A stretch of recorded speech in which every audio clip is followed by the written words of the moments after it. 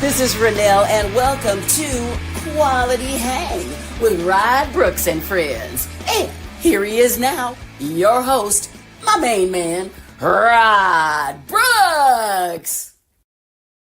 Thank you very much, Renelle. I am Rod Brooks, and welcome to Quality Hang. And as always, I'm joined on this broadcasting adventure by my partner in crime, my co-host, and your friend.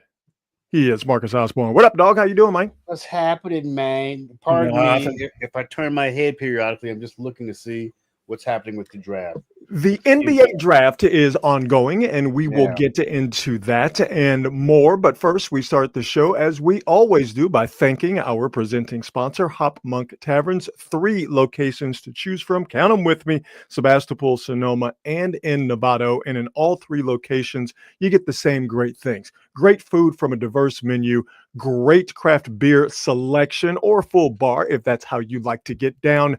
But the best thing about Hop Monk, again, at all 3 venues is that they are live music emporiums. No matter where you go, Sonoma, Sebastopol, or Novato, acts come through there, whether they're touring acts from around the country, but especially local acts have the ability to perform at all 3 Hop Monk Tavern locations. So to see what's coming up live music-wise, maybe it's someone you know, maybe it's someone you don't know, but you're being adventurous, go to their website and see the live music schedule at all 3 venues, Sonoma, Sebastopol, and Novato, at hopmonk.com. Follow them on all the socials, but if you happen to be near one of those 3 fine places, just drop into Hop Monk. You will not be disappointed. As Marcus mentioned, the NBA draft is ongoing. Just finished the season a couple of days ago. Game 7 between OKC and the Pacers took place on Sunday. Here we are now on Wednesday, and we have already moved on, Marcus, to the 2025-2026 season. You had a couple of big trades over the last couple of days. Now you get into the draft. The NBA is just like the NFL. It is a year-round thing. It never stops. Yeah, isn't it a smart thing, man? To keep your sport absolutely in the spotlight year-round. It's really one of the things. I think the WNBA, if they want to keep growing, they will have to figure out a way to do that as well. Well, side note, here's what the WNBA needs to do. They need to figure out how to broadcast their games, and especially the games with the marquee players, to where not only people can see them, but they don't have conflicts. There were a couple of WNBA games. When the Fever with Caitlin Clark, obviously, came to play the Valkyries, in San Francisco, the newest and hottest team in the WNBA. I believe that game happened on the night of one of the NBA Finals games. You want people to see your product. Hey, how about you don't have it go up against the NBA Finals? How about you have those games spread out and be able to be seen and be able to be shown where people can actually access them? So I'm sorry to cut you off. We're going to get into the NBA and a whole lot of other stuff, but it's amazing to me that the WNBA can be run so badly in 2025. That's wild. That's facts. I think that they will probably have to do, and it really shouldn't be that way because they're both run by the NBA. Like it's not like there's some weird thing where they couldn't, like, this is a shock. You need to be able to figure that out, coordinate all this stuff. You would think somebody would be like, I got something to say. Right. We're going to have WNBA games on the same night of the NBA Finals. Should we do something about that? Particularly when you've got a game between obviously one of maybe the most popular franchise in the league right now based on attendance, and the most popular player in the league right now in Caitlin Clark. It's a no-brainer. It's no-brainer. You should have this figured out. And even if you didn't know at the beginning of the season, which I would say that what the Valkyries have done has been a shock, so it's kind of hard to know. But even if you didn't know at the beginning of the season, the Valkyries would be wildly popular in the Bay Area. Once you find that out, move the game. Figure it out. Figure it out. Get it off of the day where the NBA Finals are taking place. Figure it out. Not the hardest thing to do, but anyway. I love that stuff. NBA draft going on. No surprise. Cooper Flagg must enunciate with his name. Cooper Flagg. Nicholas Kerr. Oh, we're going to get to that. Oh, brother. Funny you mention Nicholas, a.k.a. Nick Kerr, son of Steve Kerr, newest Warrior assistant coach. Oh, we're going to get to Nick Kerr and a name that is very similar to Nick Kerr. But hold that. Funny you mentioned that. Cooper Flagg, Duke freshman standout, goes to the Dallas Mavericks. No surprise. There are really no surprises in this draft at all. The only bit of surprise or intrigue is that Ace Bailey, Rutgers star freshman player, who refused to work out for any NBA teams. Mm-hmm. But he also, Ace Bailey, had a preference, Marcus, on where he wanted to go. He wanted to stay on the East Coast. He said he wanted to go to Washington, or he wanted to go to Brooklyn. Also said he wanted to go to New Orleans, which is not on the East Coast, but maybe they don't teach geography at Rutgers. I don't know. But anyway, Ace Bailey, with the advice of his counsel, his agent, who, by the way, is not an agent, just some dude that he knows. But Ace Bailey did not work out for any teams, most notably the Philadelphia 76ers, who had the third pick in the draft. Did they take Ace Bailey? No. Did the Charlotte Hornets, with the fourth pick in the draft, take Ace Bailey? No, they did not. They took, also from Duke, and also you must enunciate, Con Knuppel. I would love to know if his middle name starts with a K. I'll do that research later. No, the Charlotte Hornets did not draft Ace Bailey. Who drafted Ace Bailey? That maniac Danny Ainge, head of the Utah Jazz. Ace Bailey, who did not want to go to a lot of places, but didn't have pre-draft workouts, was drafted by the squad that basically no one wants to go to, and that, of course, is the Utah Jazz. And even though he didn't go to a desired destination, Marcus, it's the dream of a lifetime. A young man gets drafted into the NBA. Was Ace Bailey emotional? Was he crying? Was he happy? Let's get a pick and see what Ace Bailey was all about when he stood on that stage, shaking the hand of the commissioner of the NBA. The realization of a lifelong dream.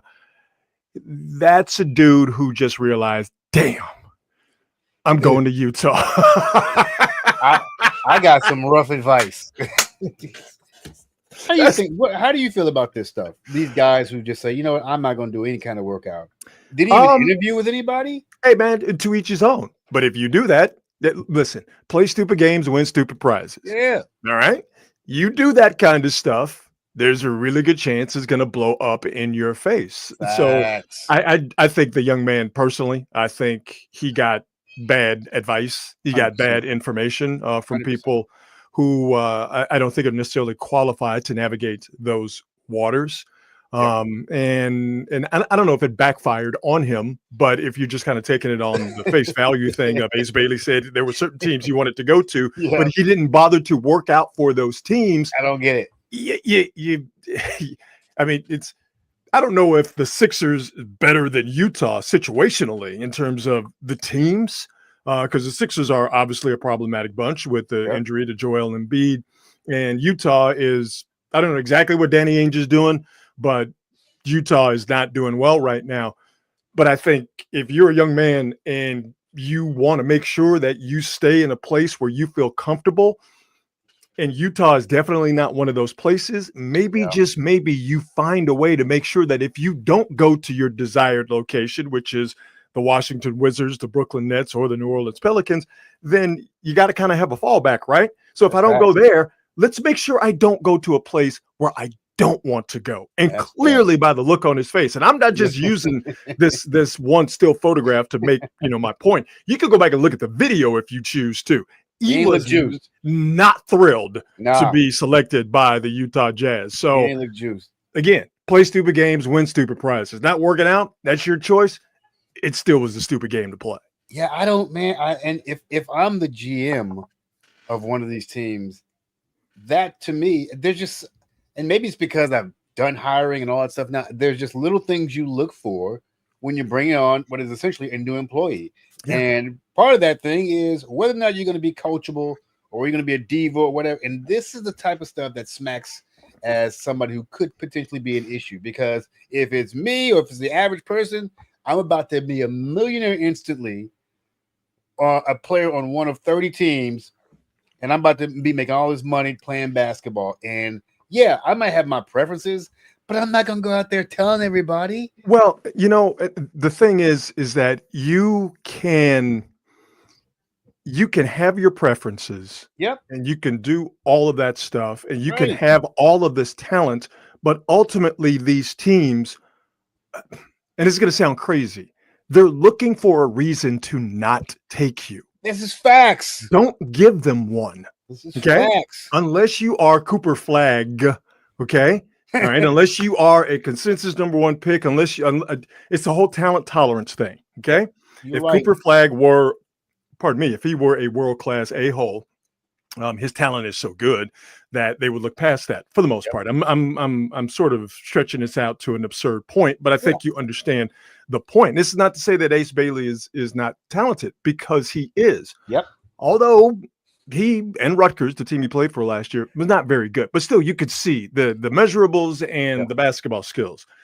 You could see that they're there, but there's still some questions about him to give teams a reason to say, yeah, but I just kind of see that as dumb. I just kind of see that as not, it's just not, it's not intelligent. You're not putting yourself in a position to win, Yeah, it's just to me crazy that you would kind of blow this your first impression, and then you come in talking about, well, I want wherever I go, I want to make sure I get the chance to start and so I can be an all-star and win. I'm like, man, you keep that stuff to yourself, bro. Yeah, well, these young Thundercats now, they don't know the idea of keeping stuff to yourself, or I feel bad for them in many ways, though, because this is a huge opportunity for you, and first impressions do matter. Yeah. I mean, I'm more amused by it than feel bad for him, because A, he's in the NBA, even if it is in Salt Lake City. That's what I'm saying.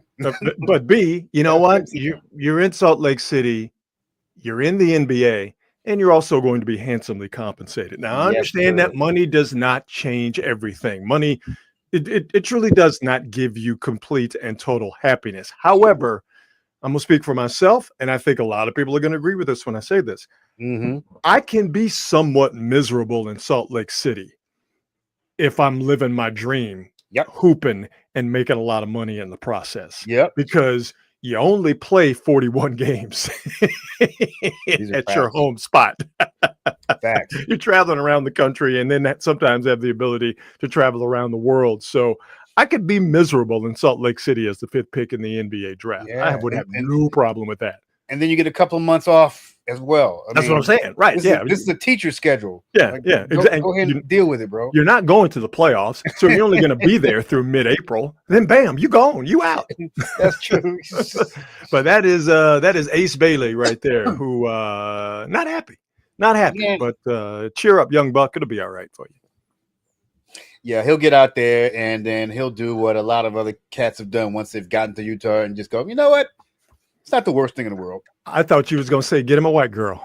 I mean, that's kind of where I was. That's kind of what I was thinking. Oh, sorry. Did I say that out loud? Rod Brooks, I don't know what's going on with you. I feel like I've infiltrated your mind. My bad, dog. A lot of brothers get out there and they're like, you know what? This ain't that bad after all. It's like, look, wide streets. It's a clean city. Look at all this snow. Look at all the snow in the mountains.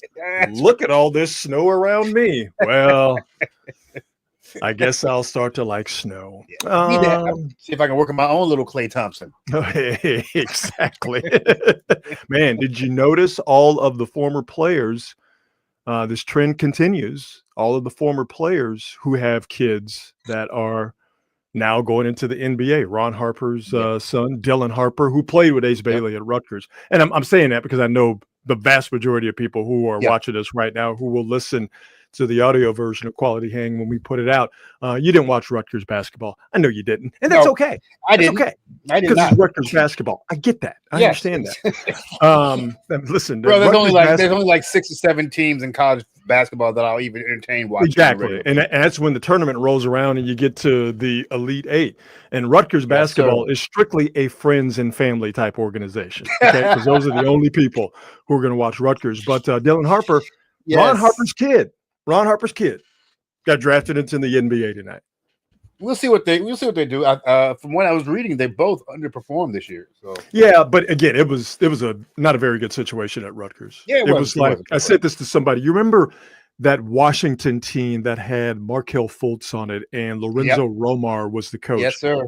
It was in 2017, I believe, and they went 9-25 or what the hell ever it was.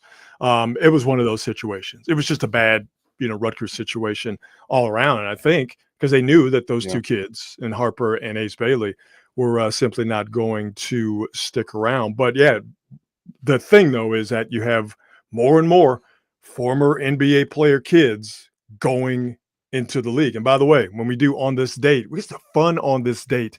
I love it. We're going to do today.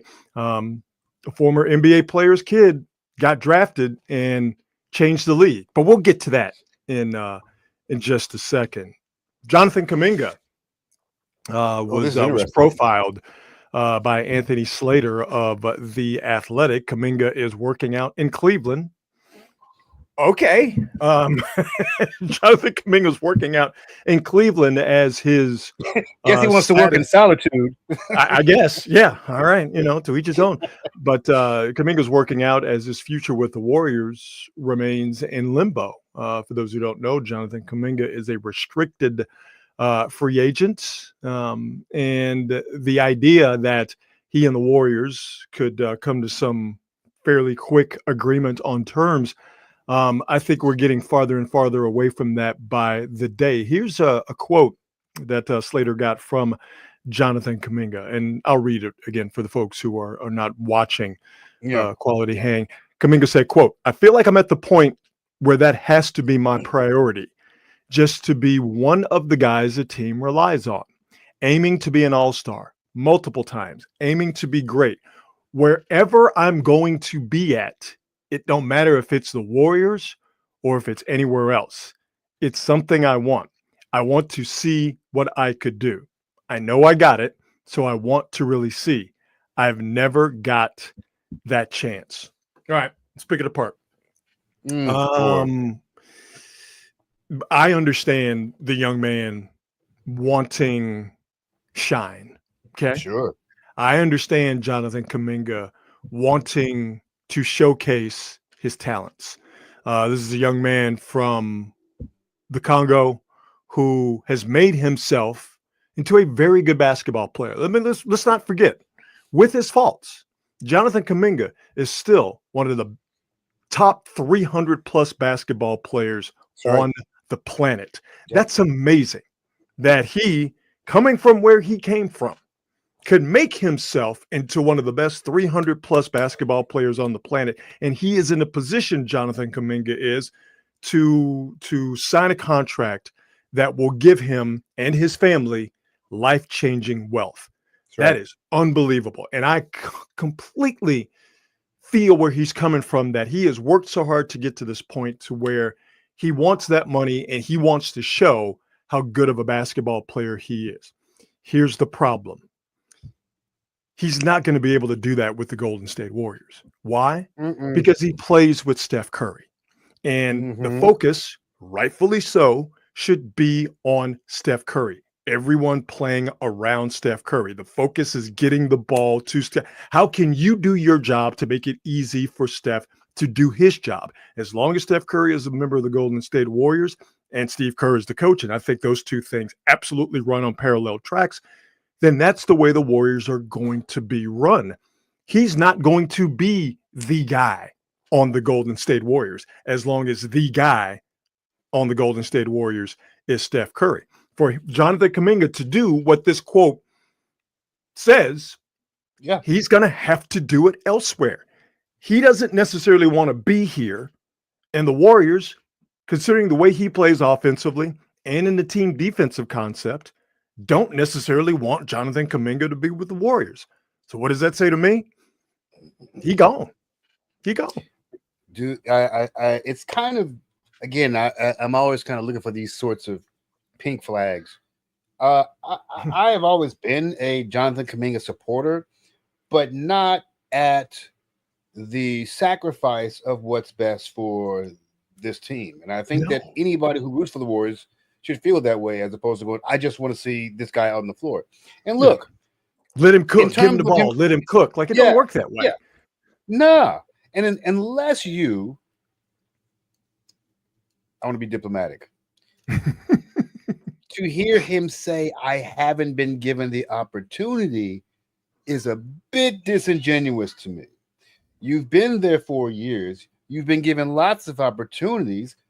I just don't think you've capitalized on those opportunities and done the things that the team wants you to do that will contribute to winning, not just padding your stats. Because if you had, you would be starting.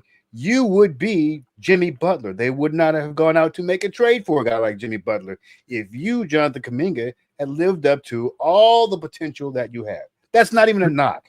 That's just a statement of fact. Rebounding wise and team defensive concepts. That's where it becomes a problem, particularly for Steve Kerr. And then offensively, it becomes a problem for Steph Curry when the ball sticks with him or he misses obvious situations to pass the ball, not just to Steph, but to other guys as well. When you say, and he says, I never got the chance, I didn't get the opportunity.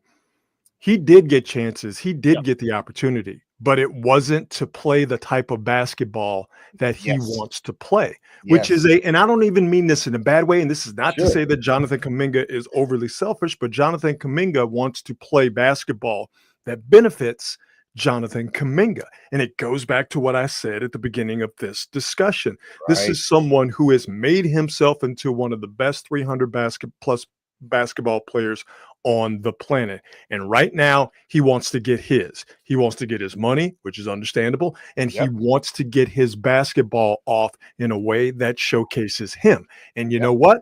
Fully, that's never going to happen with the Golden State Warriors. It's not. And he might get the shot to do that someplace else. But from what I've seen, here's a guy who idolizes Kobe Bryant and wants to play like Kobe Bryant. But you're not Kobe Bryant, because if you were Kobe Bryant, you would be a bigger, better contributor to the team. This is just facts. You could be an all-star in your role. It's not like you can't get multiple all-stars from one team. The Warriors and many other teams have proven they can have all-stars. So if that's your goal, you could have done that there. And if the defense was better and if the rebounding was better, I would hazard a guess that the team would actually allow you to make more mistakes on the offensive side. Absolutely. Yeah. Right. Without a doubt. They will live with those mistakes if you are giving them what they want, because if they need defensively. Sure. Because if you are a great offensive player, a dominant offensive player, well then we'll overlook that stuff, right? Yeah. But you're not any of that. And you have to at some point be a person who can self-reflect enough to go, okay, here's where I am. I got to do this. Now, he's young, obviously. He's got a couple more years till he's at his prime and his peak. But I think one day he'll get to the point where he goes, okay, this is my lane. I'm going to just collect this $30 million a year and keep it pushing. And listen, I don't think there's anything wrong with that. This is not to demonize Jonathan Kuminga by any stretch of the imagination. I think there are a certain number of Warrior fans or supposed Warrior fans who do that. I think that's silly and completely unjust, for lack of a better way of putting it. I just feel like, to me, it's very obvious, and it's been very obvious for a long, long time, that the way Jonathan Kuminga wants to play and the way the Warriors, specifically Steve Kerr and Steph Curry, the two dudes who are running the thing, they matter. Okay. The way that he wants to play and the way that they want him to play they go in completely different directions. Yes, sir. Right? And I don't, the only thing that's going to fix that is either a bunch of money or overpaying him or a capitulation in terms of how they are going to handle him as a player. And I don't see either one of those things coming. I don't. Amen. If I'm wrong, I'm wrong. I just don't see either one of those things coming. In honor of Cooper Flagg, Marcus. Yes, sir. Being white kid, first white player taken number one overall in the draft since Kent Benson in 77, 78, something like that. So you know what? I mean, hey, man, even though Juneteenth was a few days ago, it's a big day for the white hoopers, dog. Big day, man. Huge day for the white hoopers. Cooper flag taking number one. An American white hooper taking number one. Serious business, though. We might never see that again, by the way. You might see a white European player taking number one again. You might never see a white. If it took Kent Benson in 1978 to Cooper Flag in 2025 for it to happen, we might never see a white player taking number one overall. But in honor of Cooper Flag taking number one, someone put out a list and a photo of the top 5 coldest white boys of all time. Let's go. In NBA history.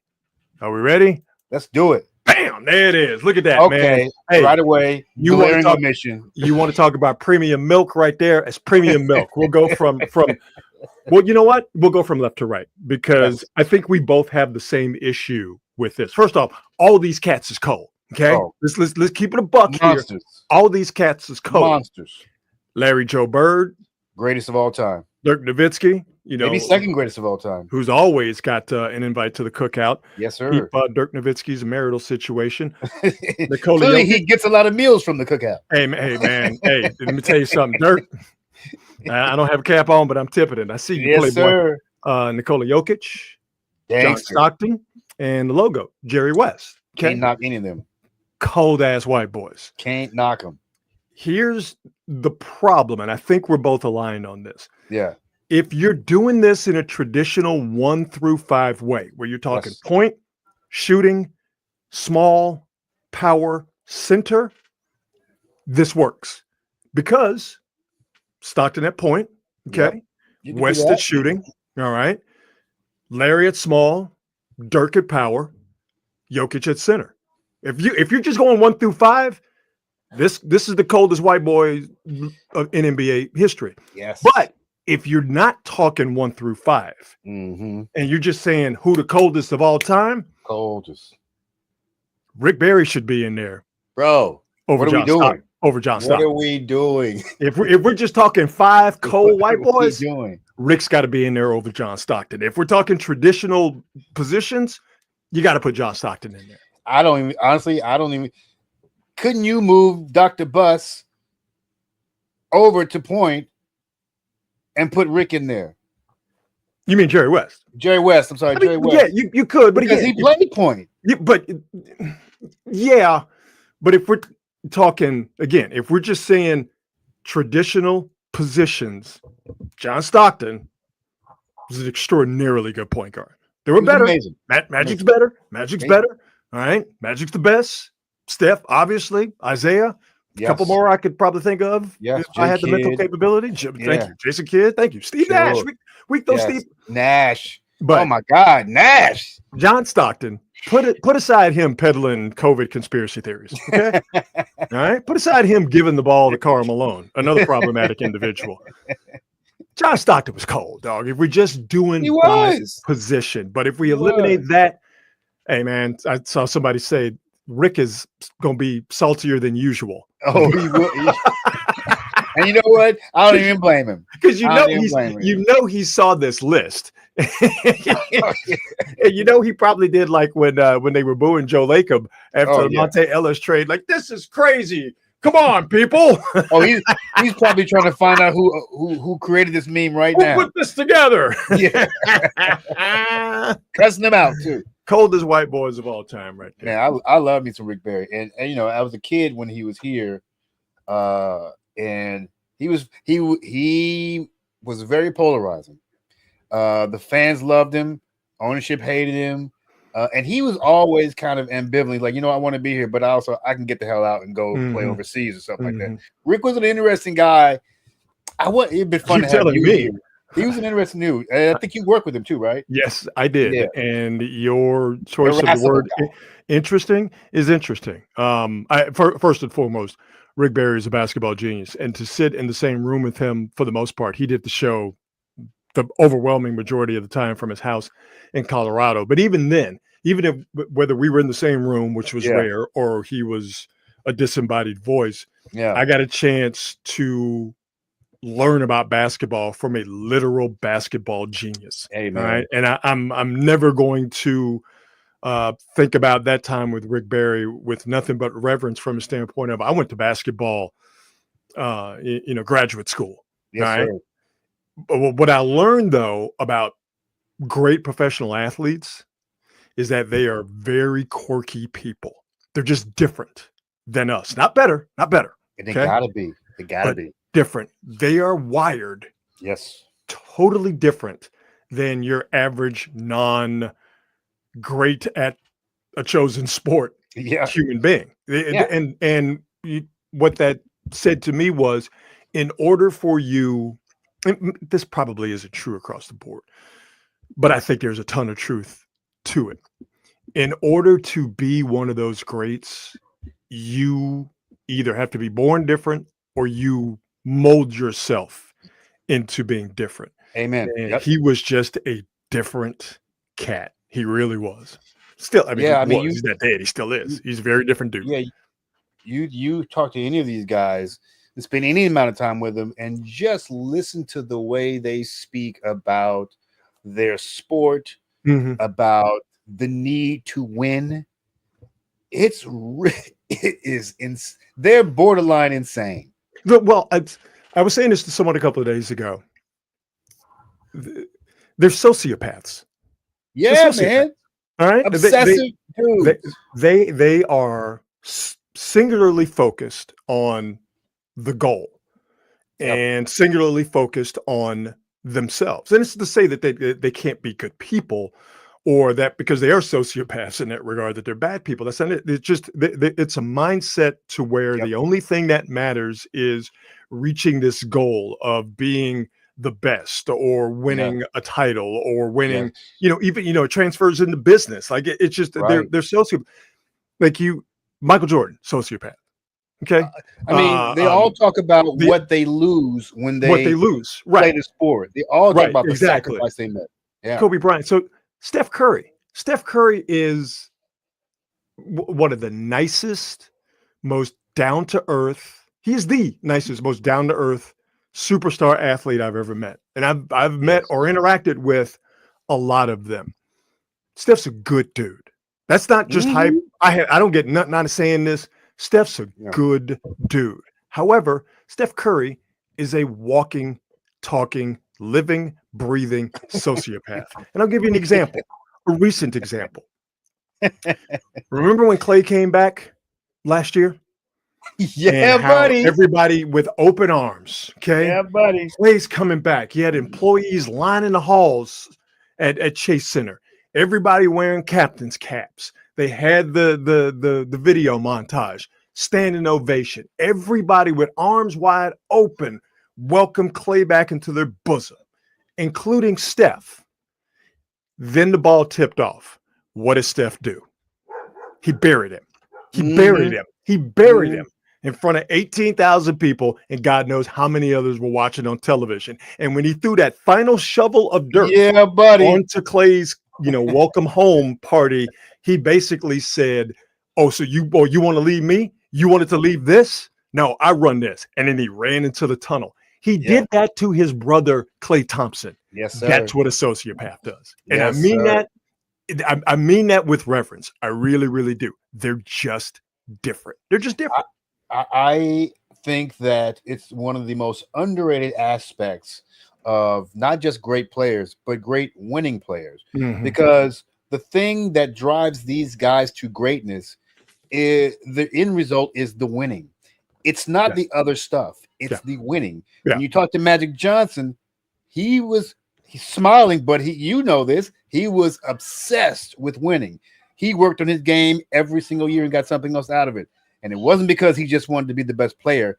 He wanted to beat the shit out of the Celtics and Larry Bird. Winning was always what sets apart the great players from the not as great players. And it's, you don't turn that mentality on and off. You don't eventually figure that out in your third year in the NBA. You have that mentality when you're in high school. And if you're bigger and stronger and you have that mentality, you just run through high school.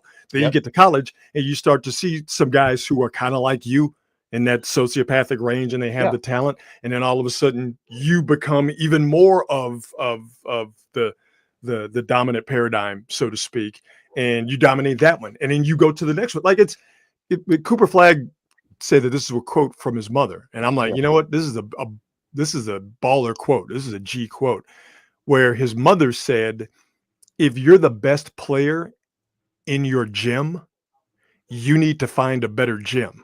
Yeah. I love it. Cooper Flagg's mom is a sociopath. I love it. Probably raised a sociopath, which is why she's the first white kid to get drafted number 1 since the late 70s. That's a sweet quote. I love it. Oh my gosh. It's a great quote because it's true. If you're 100% really about that life, and if 100%. you really want to be dominant, you got to find some challenges, and then you have to beat those challenges. And sometimes you have to make up those challenges, which is what Michael and Kobe, and I'm sure some others did as well. Let's stick with kind of the white boy theme on the show today. Eastern Michigan University started their fall football camp as we are getting closer to the college football season. They started their fall football camp this week, and I guess by tradition, the incoming freshmen to the Eastern Michigan University football team receive a rousing welcome from the upperclassmen.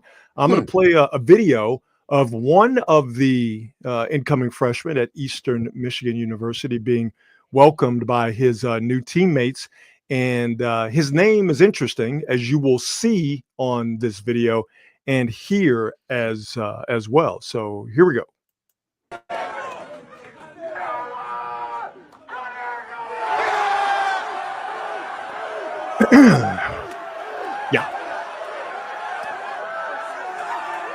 Yeah, there he is right there.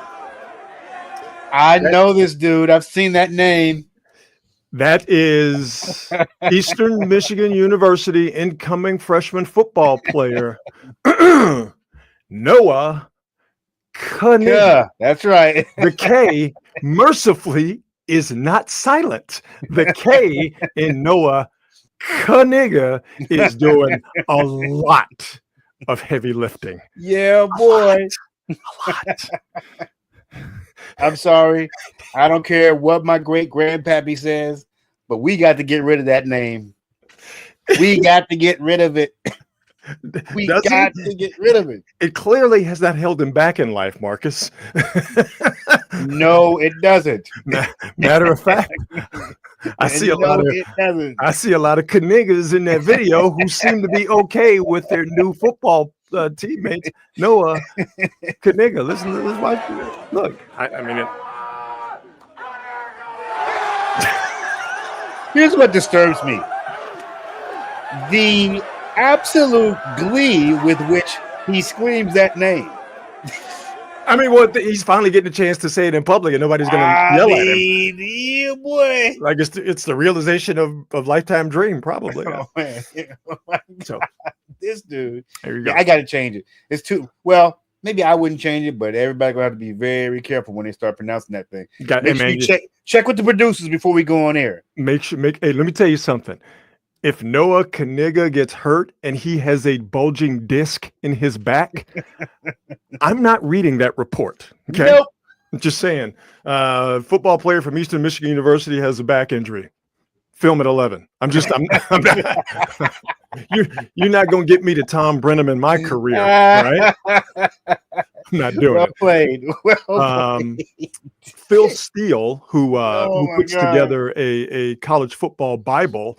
And if you love college football, you have to have it. It is a preview of all of the Division I teams, their rosters, depth charts, scouting reports, all of that stuff. Phil Steele, who I had the pleasure to work with for a couple of years on KNBR, he would do the show every Friday. Just a great guy, and he loves college football, and he knows it ins and out. The relationships he has with college football coaches and administrators. Like I said, if you love college football, the Phil Steele preseason Bible is a must. But Phil Steele, he had a little trouble with the name, as you can see here. Eastern Michigan linebacker. What do we see here highlighted? He forgot the K. Oh boy! I told you that K. That's what I'm saying. They be doing some heavy lifting, dog. check with the producers before you start pronouncing names. Hey, that Chiron, when you're typing it in, like if he makes a big play, if you miss that K, it's a rapidy rap, dog. It's over. Yeah, Career is whoever's putting that out there needs to spell that phonetically so nobody screws it up. So there you go.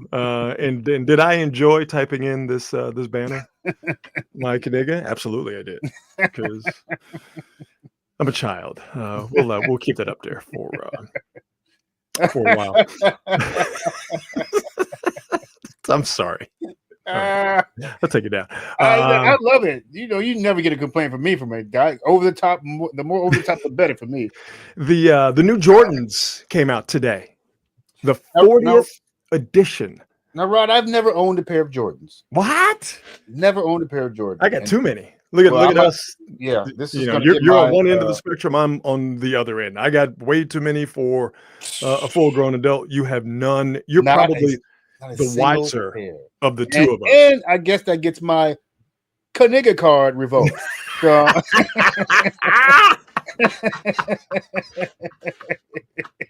So I've never owned a pair, and I don't know why. Why is it so hot in here now?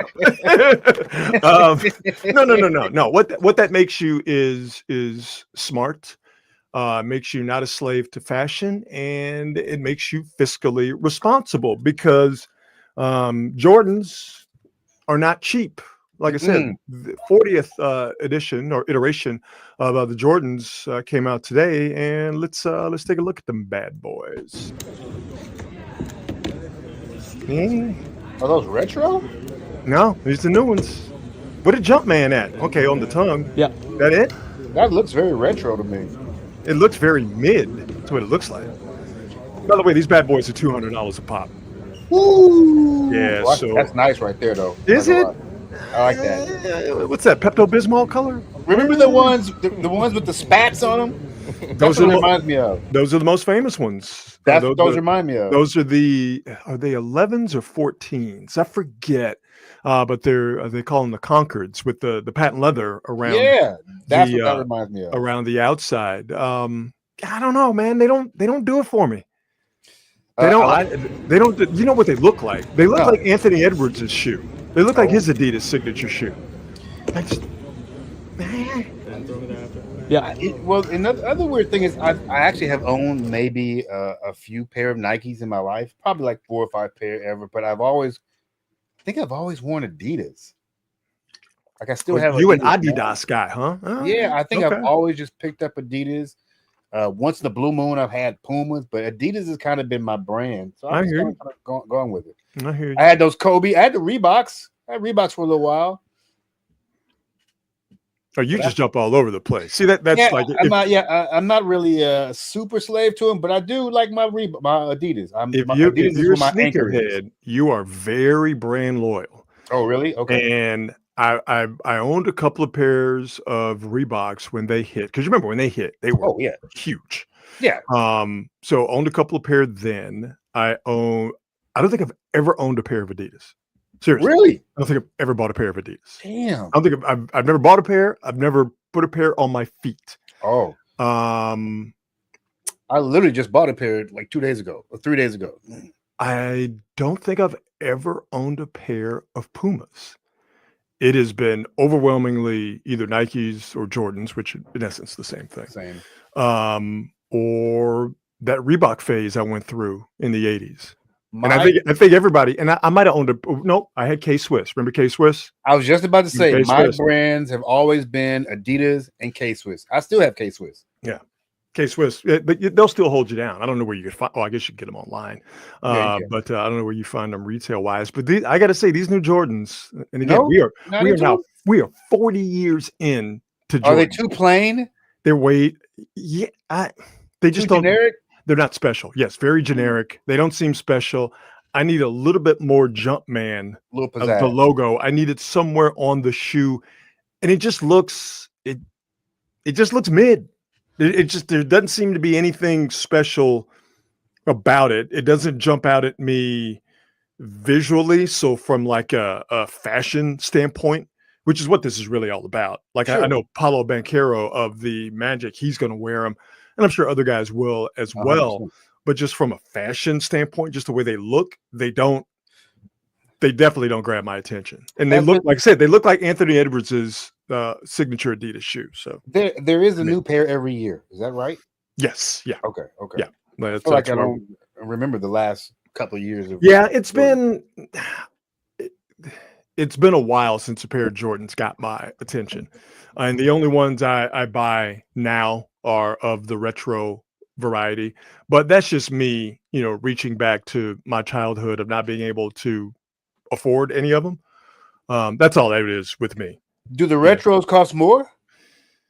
Yeah, and they're harder to get because that makes sense. yeah, because of sneaker resellers and all of that kind of stuff. Mhm. But this pair, which again, I'm sure they will sell millions of pairs around the world. For this being the 40th iteration of Jordans, Yeah. I just kind of find these bad boys to be kind of, doesn't do anything for me. I get Doesn't it. do anything for me. So I don't know. I kind of like them. I guess I won't be spending $200 on them. You got so you don't have all of them. You don't have a pair of all of them. No. The ones I like the most are the 4s. And if you're a sneakerhead, you know what I'm talking about. It's kind of hard to describe them if you don't know. But those are one of the earlier ones. The 4s, obviously, they came out. If there's been 40 years of them, the 4s are one of the first few that they came out with. So the 4s are the ones I bang with the heaviest. I'll get those in various colors and styles. But I did, I would buy the new ones every year. I have somewhere in the house some old Jordans from like the early 90s, the mid 90s. And I think I bought my last pair probably in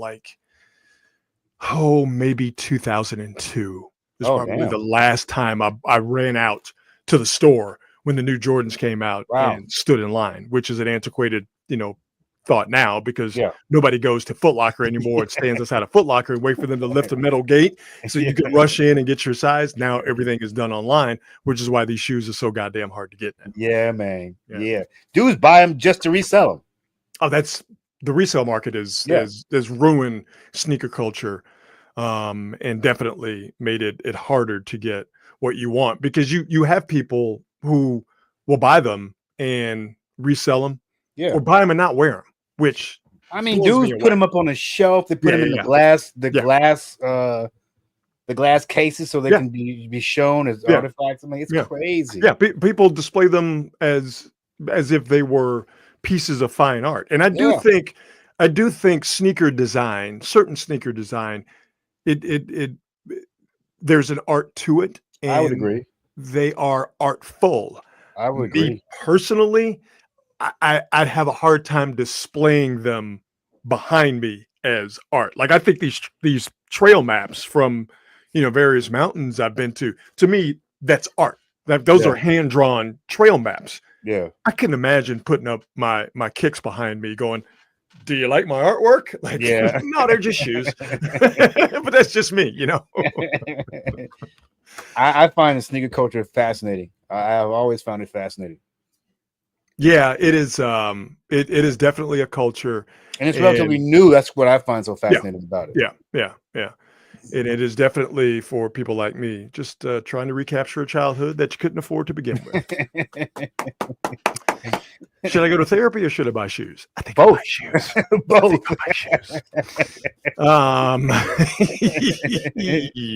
Let's see here. On this date, very excited about on this date. Because we got a lot of good stuff, and I'm going to try to do it in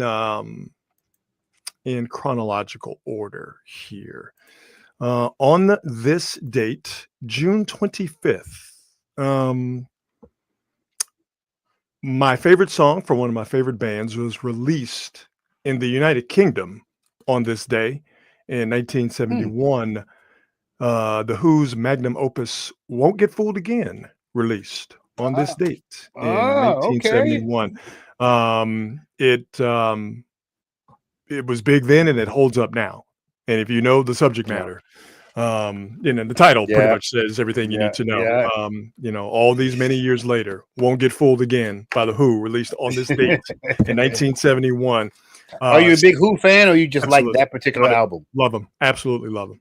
Absolutely love them. Their drummer, Keith Moon, is the reason I play drums. I heard that right? I heard him play drums for the first time. Obviously not live. He's long gone. Before I even knew who he was or heard their music. But I heard "I Can See for Miles" when I was school shopping in 7th grade. I was going, back to school shopping with my mother, and she took me into a Gap in Meyerland Mall when I was a kid, and not Behind Blue Eyes, but what's the song I just mentioned? I'm completely having a brain cramp. "I Can See for Miles" was playing in the background. Yeah. And those drums it stopped me in my tracks. I'd never heard anything about it. What is this? Who is this? I never heard anything about it. Fast forward, I find out who it is, and then I just immerse myself in all stuff Who, all things Who. And I just just a great band. 3 great musicians and a great singer in Roger Daltrey. I think their music is timeless, fun, heavy. The lyrics are great. It's unbelievable. So that album, that Won't Get Fooled Again, is contained. Who's Next is easily one of the greatest albums of all time. It's not even a question. It's interesting, the Who, and I always think, when I think about the Who, I think about sort of their place in the pantheon of legendary bands, and it's just interesting to me that they obviously have such a gigantic following, which tells you how big the following of the Beatles, the Stones, Led Zeppelin happens to be, because you get to the Who and they're like on that list of all-time great bands. Most people have them listed in the like top 10. Right. It's just so interesting that group is so good, so beloved, but you have these other guys ahead of them that you're like, oh shit, that's right, the Who is banging around the same time. But it's like we talked about when Sly Stone passed away and Brian Wilson passed away so closely, that you think about that time in music where you had Sly Stone and Brian Wilson and the Beach Boys and Jimi Hendrix, all working at the same time, dropping classics, classics. And then you had the Stones and the Who and Led Zeppelin at the same time.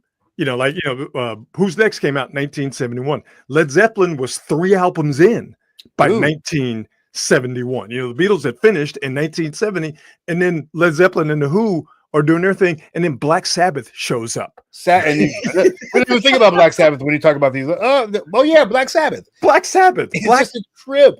Sabbath shows up around that time. It's wild that all that happened at that time. That period, and I always call it between like 68 and 78, 68 and 80, is such an explosion of musical creativity. It literally, to me, that's the greatest decade in the history of recorded music. Just totally unequaled. And just the amount of creativity, no matter what the genre was, there was creativity was what ruled the day. Not flash, not bullshit. It had to have some substance, and it was amazing. You had James Brown doing his thing and making that transition into funk. Right? Which took his career in a whole different place, and that spawned, eventually hip hop. Then you had Motown, still doing its thing, but it was making its change, trying to figure out where it was in the world. That's when Stevie took over and became the lead goat of Motown. He and Marvin Gaye. And then all of a sudden, Michael Jackson and Jackson 5 are doing their thing. And Michael Jackson, who we'll get to in a second, it's the beginning of him, becoming a household name and the greatest entertainer of all time. So for all of that stuff to happen around that time, it just has always been mind-blowing to me. Everybody ate. Everybody ate. And you know what? Everybody created. I have a theory about this too. Yes, lay it on. My theory is that the creativity was a must in order for you to be heard. Yes. Because you could not, there was no place for you to go musically where your music could be heard that was segregated. Yep. Until FM radio came along and put soul here, rock there, oldies here. Back then, if you want to hear what was popular, it was all on one station. Yep. And on top of that, the competition between bands. You know, just talked about freely that Aerosmith. What are we doing? Somewhere Paulie Mack is like, yeah, you better mention Aerosmith. all of these bands and all of these people I mentioned were uber competitive. Obviously, the Stones and the Beatles were competitive. You know, Jimi Hendrix and Pete Townsend, two great yet different guitar players, extraordinarily competitive with each other. You know, there was competition between the Who and the Rolling Stones, competition between Who and Zeppelin. Obviously, you know, Motown was a very competitive entity, just with all of the artists, you know, inside of Motown. You know, just that competition. And to me, don't forget that iron sharpening iron is why we got all of that great music from that time. Don't forget all those bands that were popping out of Ohio at about that time. The Gap Band and the Bar-Kays and Earth, Wind and Fire, the Ohio Players. Like all these bands would come.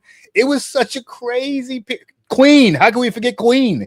Like this is insane. Yeah. And by the way, the Ramones were getting ready to happen. Now that was Punk was coming up, early 70s, the mid 70s, but that stuff was starting to happen. It's just an unbelievable time in music. And I've always said that us Gen Xers have the best taste in music because we have eclectic tastes. Yes, in music. Absolutely. The exposure to everything is insane that the younger people don't have now. Well, you know what? I told you, you're going to like today's On This Date because it's a good one. So we're going to keep going. So On This Date, The Who released in the UK, Won't Get Fooled Again off of the great album Who's Next. On this date in 1975, Cooley High was released. You make me want to cry. Oh man, come on, dog. Cooley High is it's a beautiful, it's the blueprint, baby. It's the blueprint, exactly. It's the blueprint. You know, when it comes to a coming of age story that is focused singularly on Black people, it's Cooley High, and then everything else is spawned. Yeah, man. From Cooley High. Just a great movie. And we're all thinking the same thing, aren't we? We're all thinking about the end. Yeah. We're all thinking about when Cochise got knocked out, hit his head on the metal pole and died. And then Preacher, Glenn Thurman's character, him talking to Cochise's grave before he goes off to become a great writer. The ending of that movie sits with every Black person in the United States of America. And worldwide too. It was tough. I'm just thinking about it right now. It gets me like, oh my God. Get choked up. You know, there was another movie like that didn't get the same love, but moved me the same way. It was a movie called Cornbread, Earl and Me. Oh yeah, absolutely. And I was like, boo, cornbread. You want to make a Black man cry? Put on Cooley High or Cornbread, Earl and Me. Man, right? Look. Man. Even the toughest unk, even the toughest OG can't resist the end of Cooley High, bringing him to tears. Right? Lord have mercy. Trust me on that one. Cooley High released on this date in 1975. I said we're going to do this in chronological order. I think I'm going to pull it off here. On this date in 1984, Purple Rain was released. Sir. Prince's sir. magnum opus. If we're talking about great albums, we're talking about great songs, we're talking about great artists. None greater in all of those categories than one Prince Rogers Nelson, and he released The Great Purple Rain. And don't forget, it's a soundtrack album, okay, because of the movie. But Purple Rain released on this date in 1984. I love this album, even though it's not most people who peak. The folks who follow those artists know that the peak album is typically not their best album in the eyes of the fans. Mm-hmm. Sign of the Times is probably Prince's best album, but that was a trippy thing because I think I was 15 years old then, and Prince had the #1 album, the #1 single, #1 movie all at the same time, and I don't think that's ever been done again. Crazy, dude. Well, I mean, it'll never be done again because the culture doesn't work that way. We don't have a monoculture anymore, and we're probably going to never see anyone like Prince before. Who, again, we talked about this when Sly Stone died. You don't get Prince if it wasn't for Sly Stone. Nope. And maybe we will get a Prince because of Prince's exposure. Maybe somebody did study Prince, and 20 years down the road, we will see someone come along and be Prince-like. But there's only one Prince Rogers Nelson. There's only one Purple Rain, and it was released on this date in 1984. One day, we should do a show about all of the music that came out in 1984. Oh, bro. Because I think we had this conversation before. I think there were only like 5 #1 albums that year, which is insane. Yeah. Like, Bruce Springsteen, Born in the USA. Yep. Probably 1984 by Van Halen. Thriller. And for folks who don't know, Rain. Thriller came out in 1983, but because it was so goddamn big, its influence stretched over into 1984. Yep. I'm sure Madonna had a #1 album. Footloose was the #1 album that year. Yeah. There was just so much good music that came out in Huey Lewis and the News. They were doing their thing. That was one. The Cars were doing their I forgot thing. about the Cars, man. I think, and it didn't rise to #1 just because hip hop wasn't that big, but I think King of Rock by Run DMC came out in 1984, and King of Rock was huge. Man, King of Rock, that was like a thunderclap throughout the music industry. Oh yeah. That set up the eventual sort of rap rock normalization that we got when Walk This Way came out, Raising Hell in 1886. But King of Rock, that song King of Rock, that album King of Rock, ooh baby, it hit. But as great as King of Rock was, there's only one Prince, there's only one Purple Rain, and it came out on this day in 1984. Yes, sir. On this date in 2009, 2 big things happened. One of them, a big change. The other one was a complete and total shock on this date. Michael Jackson died in 2009. Yeah, that's crazy, man. That's one of those. That's almost like, at least for me, that's like a president being assassinated. Yeah, it moved me that much. I was so hurt. Yeah, when Michael Jackson died. Michael Jackson and Prince were literally my 2 favorite artists overall growing up. And Sly, I can't ever leave Sly out. But I love those 2 dudes, and that hurt me, boy. That hurt me. I remember walking through the city, walking through San Francisco on my way to an NBA draft party. Keep that in mind as we finish up 2 days on this date. I was walking to an NBA draft party, and it was one of those unusually warm days in the city. It wasn't a typical June gloom type day. It was one of those days where you're just like, if it were like this all the time in San Francisco, there would be a million more people in the city of San Francisco alone. Right. It was the type of day where everybody had their doors open and everybody had their windows rolled down on their cars. And as I walked through the city, every car, every window that was open, you heard Michael Jackson's music. Of course. I in no way, shape, or form am I exaggerating this. No, I walked through the city and all you heard was Michael Jackson's music. I've never experienced anything like that before, where everyone was united in celebrating their relationship with Michael Jackson's music, and it's something that I will never forget, because it's probably not going to happen again. Well, back then I was writing for a local newspaper. It was called the Oakland Post, and I wrote an op-ed about Michael Jackson, and making the point that you won't ever get a Michael Jackson again because he is our last multi-generational superstar. Right. We love Mike. Our mamas love Mike. And our grandparents love Mike. And our kids like Mike. Yeah.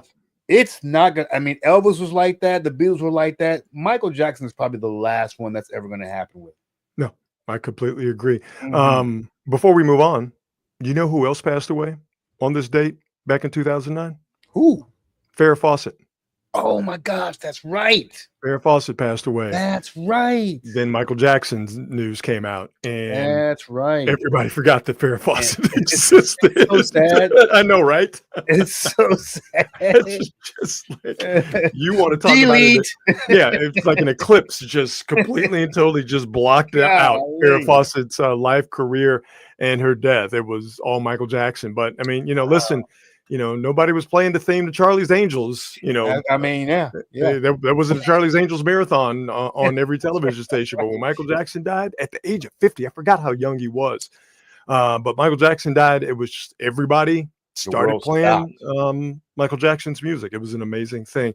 So, as I mentioned, I was walking through the city on this date in 2009, going to an NBA draft party, hearing everyone playing Michael Jackson music. Yeah. Well, I was going to an NBA draft party to see, obviously, what was going to go down and what the Golden State Warriors were doing. Yeah. And on this date in 2009, the most important moment in the history of the Golden State Warriors happened. Golden State Warriors drafted one Wardell Stephen Curry on this date in 2009. He turned out to have a pretty decent career. Yeah, all right. You okay? You know what? I guarantee you put that suit on him right now, he fills it out a little bit more. A lot more. By the way, that's how you handle getting drafted by a team you didn't want to go to. Exactly, Ace Bailey. That's what you're supposed to do. Smile, even though you didn't want to go there. Steph did not want to come here. He wasn't trying to be here. His daddy was trying to get him out of here. Daddy sure didn't want him here. Yeah. And it worked out just fine. It worked out just fine. Yeah, man. 2009. Can you believe it's been that long? Wow, can you believe he's still playing? And can you believe that even though he was, pretty much fresh off of that great tournament run that he made with Davidson and, got everybody's attention because no one knew who Steph was. Prior to that, that we go from that to this day to a guy who is easily thought of as one of the greatest NBA players to ever breathe God's great air. Yes, sir. Like that's what happened. Yeah. And completely and totally changed the fortunes of a franchise that was a joke. It was a moribund franchise. No one was paying attention. The Golden State Warriors were a joke. Yeah. Right? People were like, where's Golden State? Exactly. Or when you did find out about Golden State, it was because a player choked a coach. Or because the coach, traded, a generational player, talking about Chris Webber and now I'm blanking on his name. Don Nelson. Don Nelson, thank you very much. It's like there was never any good news about the Golden State Warriors. Yep. Ever. Okay. Yeah, you got some good we believe stuff. That's great. But for the most part, when it came to the Warriors, it was all bad news. And now it's a completely different story. Why? Literally the most valuable NBA franchise in the league. Because of this guy. Insane. Drafted on this date in 2009.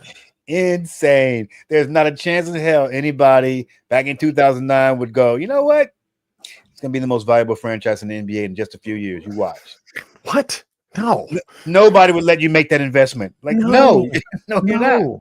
No, there were people, and I understand their displeasure at the time. But remember how upset people were when they traded Monte Ellis?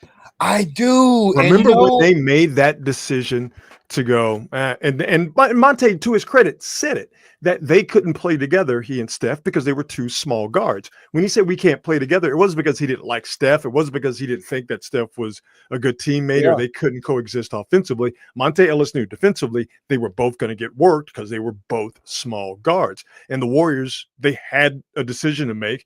And obviously they made the right decision. But at the time, it was extremely controversial, and there were people who were mad upset about it. Yes. I was the only person who was going, this is what we need. This is a great trade, because I really like Andrew Bogut. Like, oh, this is what we've been bitching about, having an actual center for 12 years before he was thought to be injury prone. And so it was a two-pronged thing. You were trading a fan favorite, a guy that downtrodden Warrior fans had an affection for, and you were trading for a guy that people didn't know. And if they did know Andrew Bogut, it's because he snapped his ankle one time. You know what I mean? So you gave him didn't he dislocate his arm, his elbow, or something like that? Yeah. I forgot about that other injury. Exactly. But seems like things turned out okay. Yeah, I think everybody got what they needed to get out of that. Yeah. Oh, side note, I just saw that the Golden State Valkyries are the most valuable women's sports franchise in history. Already worth $500 million. Damn, already, and they haven't even gotten, obviously, the earnings reports for this season, but they are already the most valuable franchise in the WNBA and the most valuable franchise in the history of female sports. Well, I tell you what, they have already sold a metric ton of merch, so maybe that's maybe that's where it's coming from, bro. I'm not lying. The merch is kind of fly. The merch is very fly. That black and lavender, it is without a doubt fly. The logo, it's all. I'm liking it. Oh yeah, it's all good. We always end the show with the best thing I heard today, and the best thing I heard today was the great Living Colour doing the NPR Tiny Desk concert series. We'll give you a little taste of Living Colour on doing a Tiny Desk concert. Let's go. Yeah.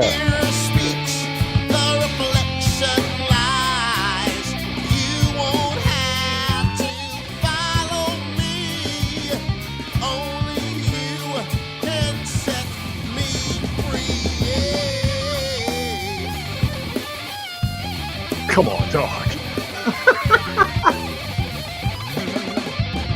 Oh man, so good. I'd play more, but we don't want to run afoul of the folks at YouTube. But yeah, Living Colour doing NPR's Tiny Desk, and they never miss those NPR folks. E40 did a Tiny Desk a few weeks ago, or they aired it a few weeks ago in celebration of June being Black Music Month.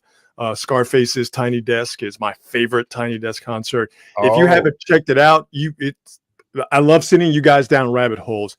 Check out the Tiny Desk series by NPR. You will no doubt find at least one of your favorite artists, and those 20-30 minutes, because they're normally that short, those 20-30 minutes will rank up there with one of the best performances you've seen from your favorite artists. And this 25-30 minute jam by Living Colour today, one of my favorite bands, as you can tell. Listen to Living Colour. Man, it was so good. And obviously Corey Glover sounds great. Vernon Reed is a master at guitar, just an absolute virtuoso. Doug Wimbish is a great bassist, and Will Calhoun, great drummer, great songwriter as well. They were just so good, and clearly one of my favorite bands. Living Colour dropping a Tiny Desk today. That's the best thing I heard today. I'm going to see if I can actually do this, Rod. Can you see my screen? I cannot. Just see you. Oh, here it is. That's why. Here we go. Oh. I just want you to listen to. Let's see if I can get this to work. To listen to this, right? And see, can I play this bad boy? Come on, technology, work for us. Do it. Okay. Nice.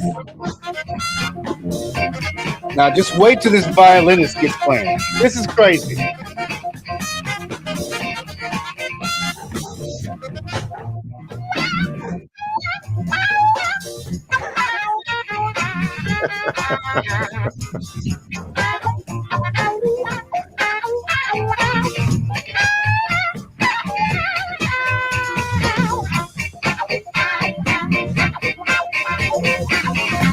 That's pretty cool. That is pretty cool. I mean, dude, what are we talking about? I love Sly Stone is like, you know what we need for this song? We need a funky ass violinist. Okay. I don't want some virtuoso. I don't want some stuck up violin player. I want a violin player that's got some funk. Summon me one right now, and then all of a sudden, Bob from accounting shows up with violin. It's like, oh my god, he's the funkiest violin player I've ever seen. Yeah, that's pretty cool. It's pretty cool. I don't know what effect he had on there, but whatever it is, like this, he killing the game. It's not like he had a wah-wah pedal he was working with while playing the violin. Hey man, if Living Color had not dropped that NPR Tiny Desk concert, that easily would have been the best thing I heard today. We just once again want to remind you, as we do at the end of every show, just as we do at the beginning, we thank our presenting sponsor, Hop Monk Taverns, and we tell you, the fine watchers and listeners of Quality Hang with Rod Brooks and Friends, if you happen to be near Sonoma, Sebastopol, or Novato, there are Hop Monk Taverns located there, and they are all great with great food from a diverse menu, great craft beer selection, and also great live entertainment at all three venues, whether it's folks coming in from around the country, touring acts, or whether you have local acts. It is always the place to go. Looks like they're about to have themselves a testosterone presentation at the Giants game.